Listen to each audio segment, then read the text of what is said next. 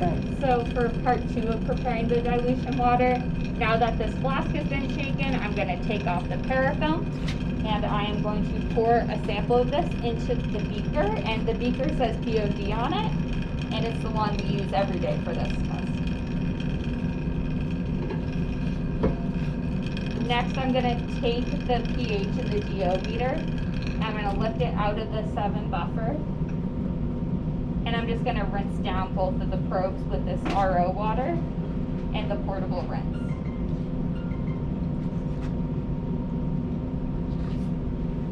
I'm now going to put the dilution water onto the stirrer and submerge the pH and DO meter.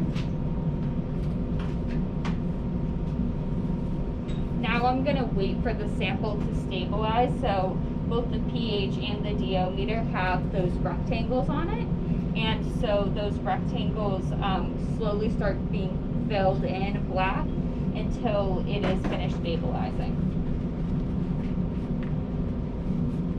Once they finish stabilizing, I'm going to write the values on the sheet. So we have an initial temperature that we'll write down, an initial pH, and an initial DO. It's important to also notice the note at the top of the paper, which tells you that the temperature should be 20 plus or minus 1 degree Celsius, that the dissolved oxygen has to be less than 9, and that the pH should be between 6.5 and 8.5 as well.